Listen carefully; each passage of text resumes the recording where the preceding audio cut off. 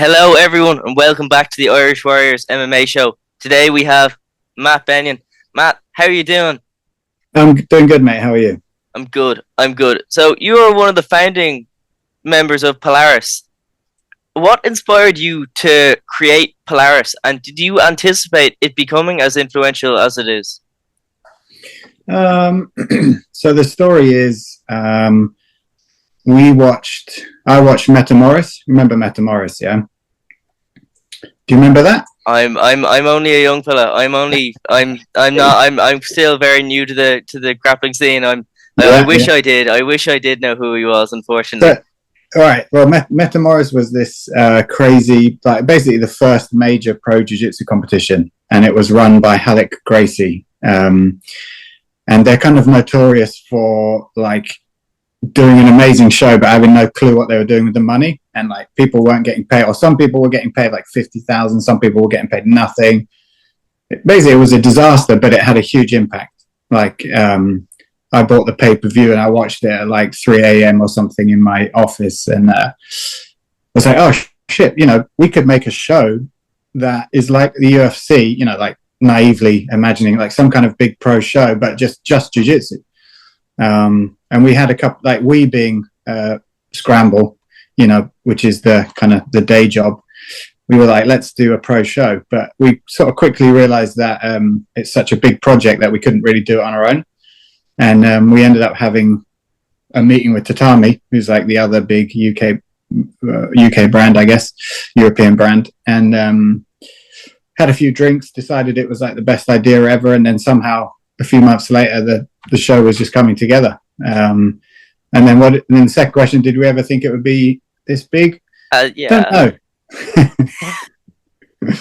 We just sort of do stuff with a vague idea that it's going to be a success and then just see what happens. Yeah. Yeah. So Polaris has hosted some of the biggest names in grappling, especially from the UK and European scene, but also a lot from that Western area like US, South America. How do you approach selecting athletes and organizing the matchups for each event? Is it a difficult process or is it an easy one? How do you find it? It's probably one of the most fun parts of doing an event is like thinking of cool matches. Like generally the formula now is we'll put somebody that we know is going to appeal to MMA fans, just because our audience is on Fight Pass. So it just makes sense to have some recognizable MMA name. And we know for a fact that when we do that, we get like loads of extra viewers, basically. People comment sometimes, and why have you got this guy on? It's like, yeah, because he's going to bring hundreds of thousands of eyeballs to the show. There's like one MMA dude on there, and then the rest of the show is stacked top to bottom with jiu-jitsu stuff for jiu-jitsu nerds. So it's usually one of those, and then we try and make as many interesting jiu-jitsu matches as we can. And usually they're kind of things that hopefully wouldn't happen in like an IBJJF event or something like that, something a little bit different. And then the prelims is mostly just kind of local popular people that are going to help to sell tickets and fill the venue. So yeah, local open comers. Yeah, exactly. And then people have transitioned, prelims a couple of times, early main card, and now like we've seen people go through the whole kind of process, which is nice to see. What challenges did you face when starting Polaris, and how did you overcome them? I guess one of the biggest challenges is always going to be financial. But I guess we had Scramble and Tatami in the beginning kind of backing the show. Yeah. So that was a big help. Like I think unless like nowadays, almost impossible unless you have like lots of shows have very, very wealthy investors and backers. And so that's always a big thing. I mean, like we didn't realize how big of a production we were doing, even on the first one. So we had a streaming company all like signed up to stream it. And then a few weeks out from the show, they were like, no, you're not streaming. You're basically doing a TV show. And they were like, we're not equipped to do that. And they pulled out. And then suddenly we had to get like a whole different setup. Yeah. But, there's like 3 or 4 cameras, there's graphics, there's commentators. It's not just streaming. It's basically a TV broadcast. Yeah. So that was a steep learning curve.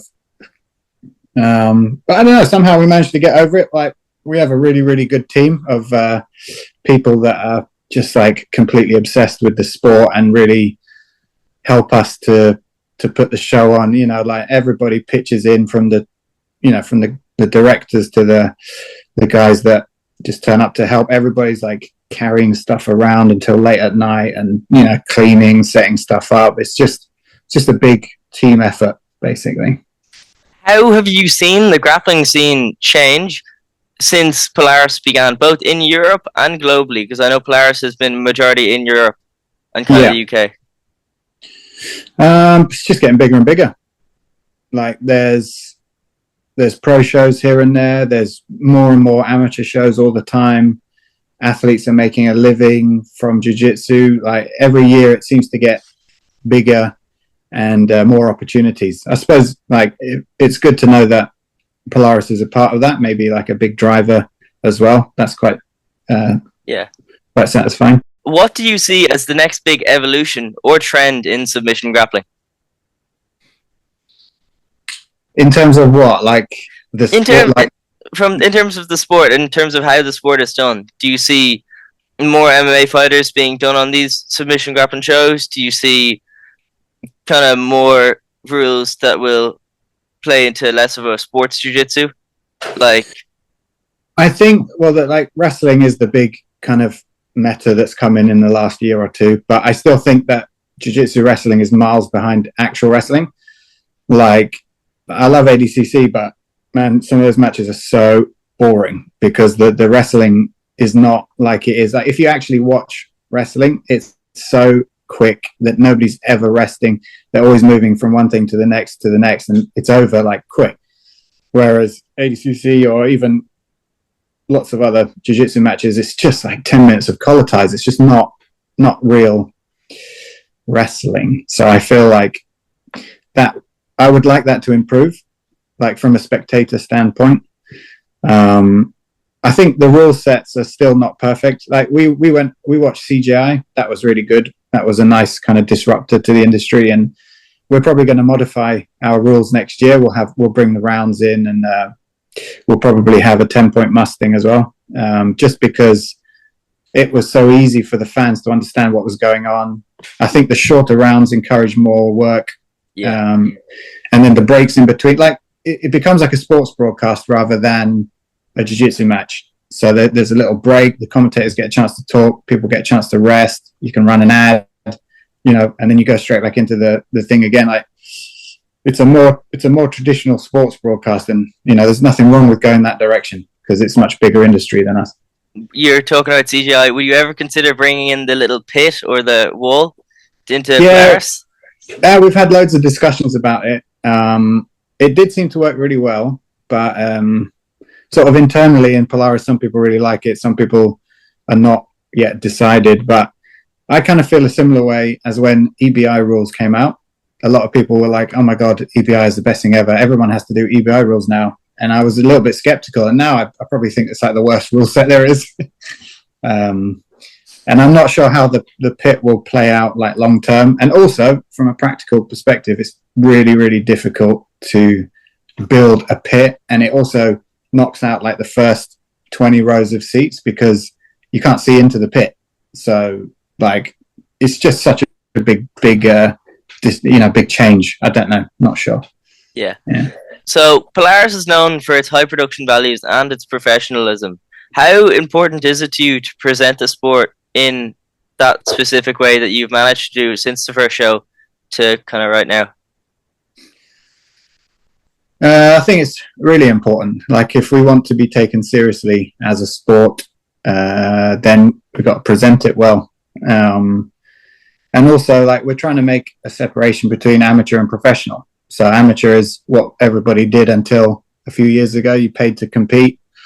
And the show doesn't really care about you. Like they don't care how you get there. They don't care what hotel you stay in. They just want you to pay your money, turn up, fight 5 times and go home. And we're trying to change that. Well, not trying to change that. We're adding the alternative, which is a professional show presented professionally. We look after the athletes. So yeah, all of that is really important. Can you walk us through the process when planning a major Polaris event from the end of an event straight away to the first kind of walkout of the next event? How does that start? So, like, one of our issues is that most of the directors like have other jobs. So our focus is really intensely on Polaris for a short time. Then it goes back to what we're doing, and then it comes back to Polaris again. But that's starting to change. Like, we have a couple of full-time members of staff now. But basically, there's a short rest period, I guess, after the show. A little bit of media still being processed, some photos, some videos coming out. Then we're if we're doing a good job, we might have got half the next show already done, like as we're going along. But it's basically making fun matches, you know, all the logistics, booking the flights, booking the hotels, booking the staff, and then gradually, I guess, just getting closer to the show. I don't know. There's a lot of stuff that goes into it. That's fairly sort of automatic. But I think next year we want to improve the in-between show times. So with like more media, more video, more things going on in between shows, so that it's more consistent. Well, you know, if you need a reporter for those shows, I'm in the UK. I'm in Glasgow. No, yeah. You know, I'm living here. I'm living here for college. It's fun. Yeah. So okay. I'd love to go up to Scotland. Yeah. Oh, it's fantastic. It's the jiu-jitsu here is very good as well. Yeah. Really good high level over here. It's enjoyable. It's very enjoyable. So I feel like if we went up to Scotland, it would be popular. Like people would be very happy.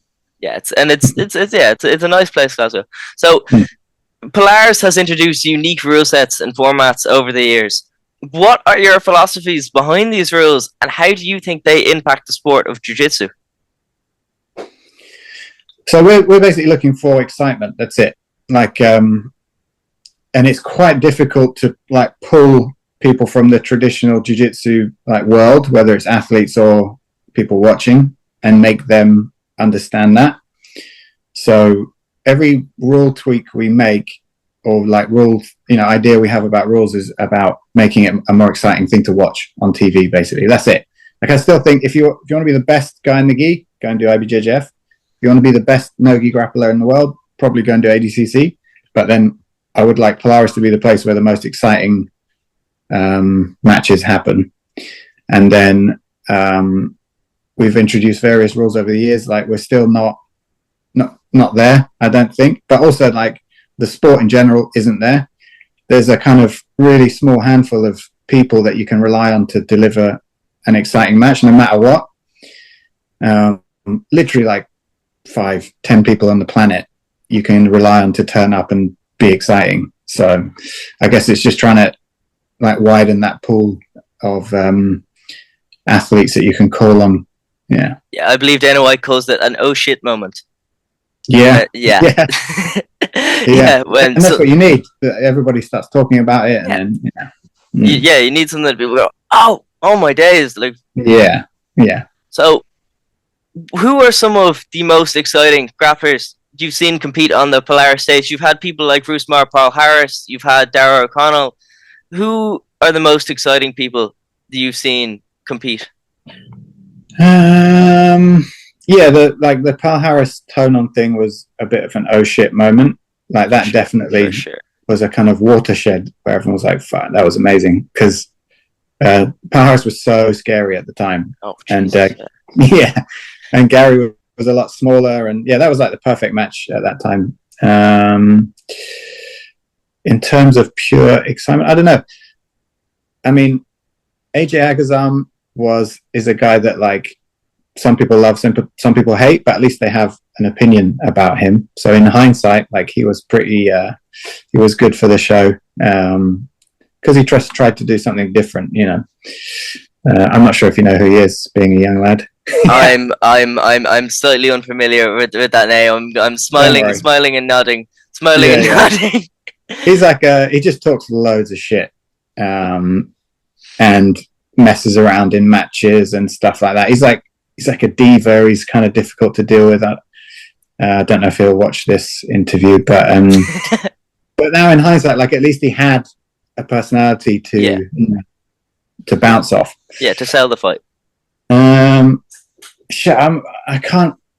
I'm going to regret this. If I had more time to think about it, I'd probably be able to think. But there isn't a huge amount of like modern day athletes in jiu-jitsu that have like a massive personality, because the sport seems to attract. Okay, Craig Jones is one for sure, and he's been on Polaris loads of times, and there was always like a big splash when he was on. Like on the last show, for example, we had Michael Venom Page. Yeah, I saw that. That was fantastic. He was amazing. Like his walkout.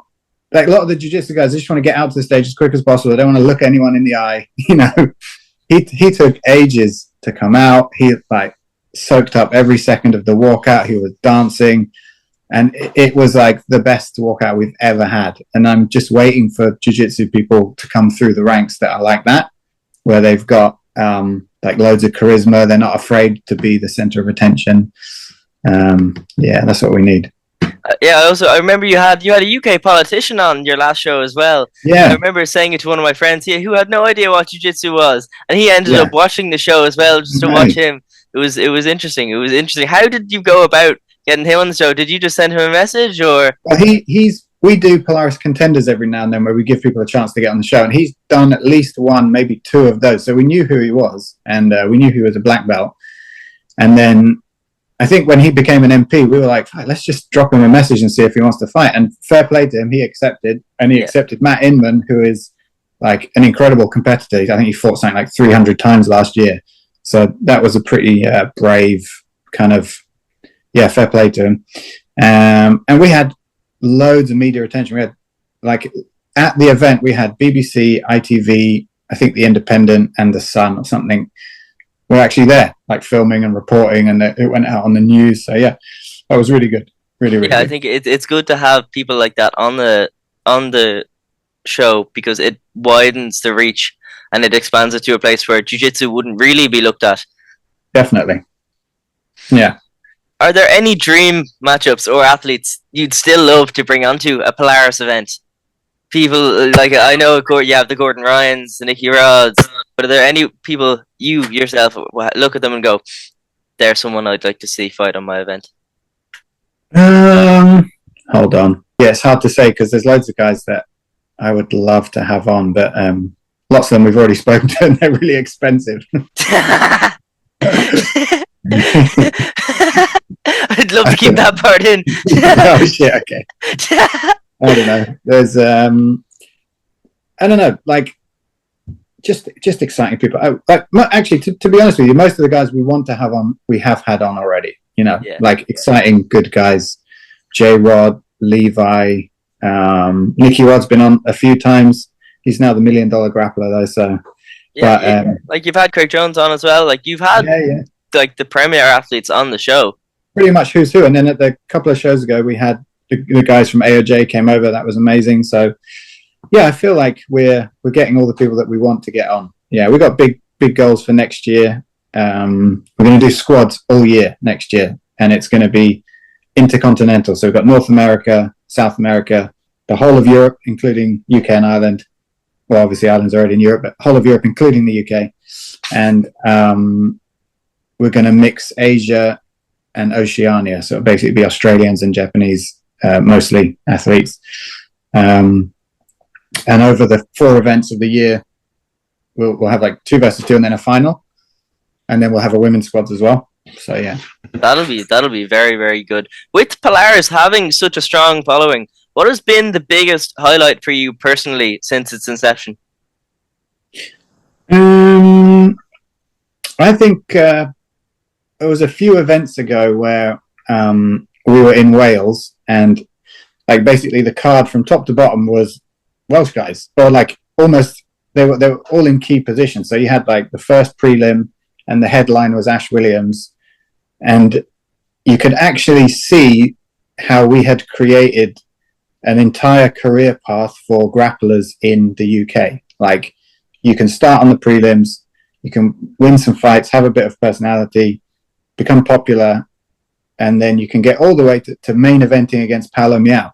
And it was like, shit, we've actually created like a sustainable top to bottom, you know, if somebody really wanted to, they could dedicate their whole life to jiu-jitsu and we could help them to achieve that. So that was probably one of the biggest sort of satisfying moments. Yeah, your own personal oh shit moment. Yeah, maybe. Yeah. So, how do you balance the need for competition and entertainment within Polaris events? Because I know there were some people who were a bit annoyed about, like people like Michael Venom Page coming on. Oh, he's not a pure jiu-jitsu athlete. He's an MMA fighter. Mm-hmm. They were like, oh, we want to see pure jiu-jitsu. How do you balance that?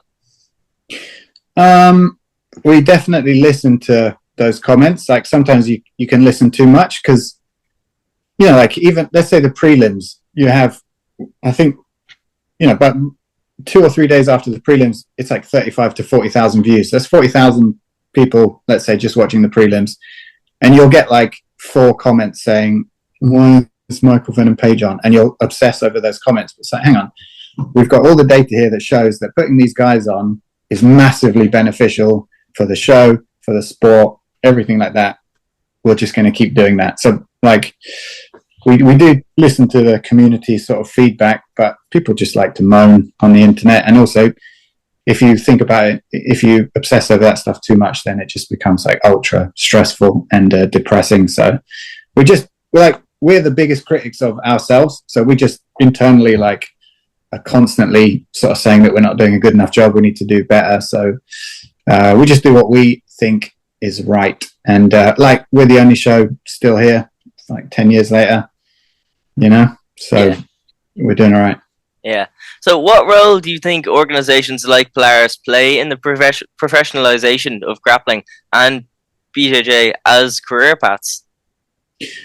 Yeah, I think it's probably quite an important role, I guess. We provide a professional path as opposed to an amateur path. Like the amateur path is still very viable. Like you win the Europeans, you win the British Open, you win the Pan Ams, you win the World Championships, you can open a school because you can say you're like the best. But we're offering the other avenue where I guess it's like any sport, like you could make a lot more a lot quicker. If, you know, we're talking about professionalism, we're talking about money, things like that. I guess that's our role. Like in Europe, probably we are like the professional organization. I know there's other really good ones, but I think we're probably the most established. So our position is probably the leading professional organization that people aim to get onto, I hope. Can you share any memorable stories or behind the scenes moments from Polaris events that fans may not know about?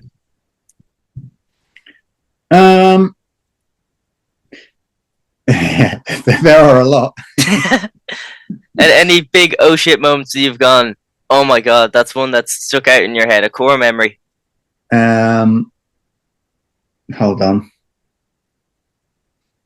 I mean, it's kind of boring, but to go back to the first one, where we kind of were just doing it without really knowing what we were doing. I remember the night before we were doing the weigh-ins in a little hotel in Cardiff, and we were in like the conference room in the back, and I just like looked around the room, and it was like Andre Galvao, Kino Cornelius. Andre Galvao was there like coaching, he wasn't competing. Keenan, Dean Lister, Eduardo Tellez, just like the who's who of jiu-jitsu at that time. And I basically just shat my pants, and I was like, I can't handle this. I like walked out. I was like, I don't know what to do here. Like, these are all the guys that I've been looking up to for years, and then suddenly they're all in this little hotel room in the back end of Wales. It's like, what is going on? And I had to let somebody else like take over that part. I think it was when Tellez took all his clothes off as well to weigh in. I was like, whoa.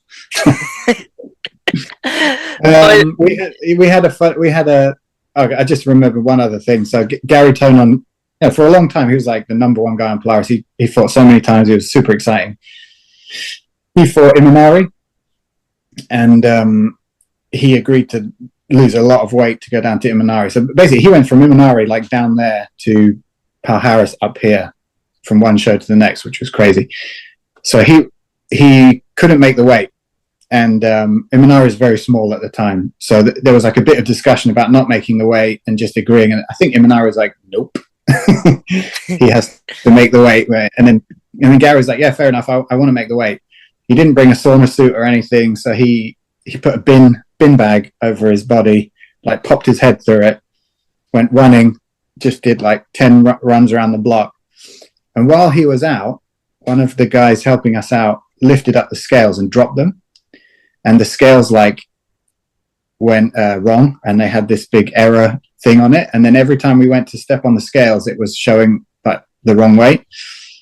And we were looking at the scales like, oh, what's going on here? Shit, we don't have any other scales. And then Gary comes in like basically dying, dripping with sweat in a bin bag. He's like, let me get on the scales.